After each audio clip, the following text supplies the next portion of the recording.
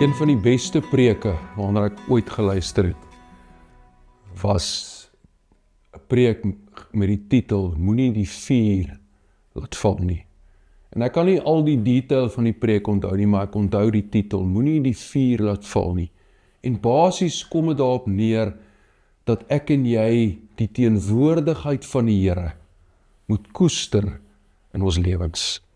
Dankie dat jy saam met ons reis hier by Inspireer en ons is besig om te praat, laat die Here ons volmaak. Vandag is ons tema, mag ons vol wees van sy teenwoordigheid. Mag ons met 'n Godbewustheid leef elke dag. Een van my vriende se WhatsApp status sê, God is in the detail. En baie keer mis ons die Here in die klein goedjies, omdat ons so fokus het op die groot goed. Paulus skryf, Efesiërs 3 vers 19, mag God julle lewens met sy teenwoordigheid oorspoel, sodat daar nie 'n stukkie van julle lewens is, wat nie deur God se teenwoordigheid geraak word nie. Mag ek en jy vol wees van sy teenwoordigheid. Mag ons met 'n Godbewustheid leef elke dag. Mag ons fyn ingestem wees op sy frekwensie, om gedurig deur te soek, maar Here, waar is u teenwoordig? Waar is u besig?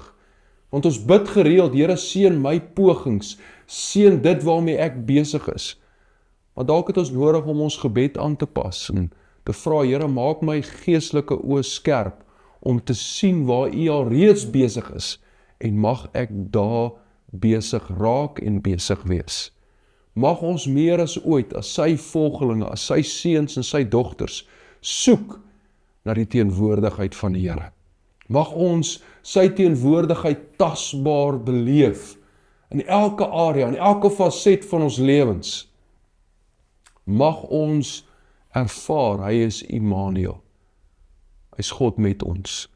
En mag sy teenwoordigheid uiteindelik deel van die groot opdrag spoel, vloei vanuit ons lewens na mense wat honger, begeerig is na hierdie teenwoordigheid.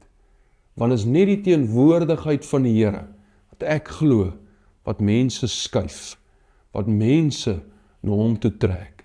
En mag ons lewens spreekwoordelik sluise wees, waardeur sy teenwoordigheid sal vloei na 'n verlore wêreld wat nodig het om kennis te maak met die enigste een wat hulle lewe kan volmaak, die Here Jesus Christus.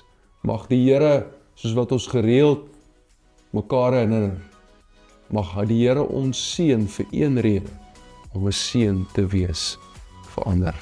Cheers.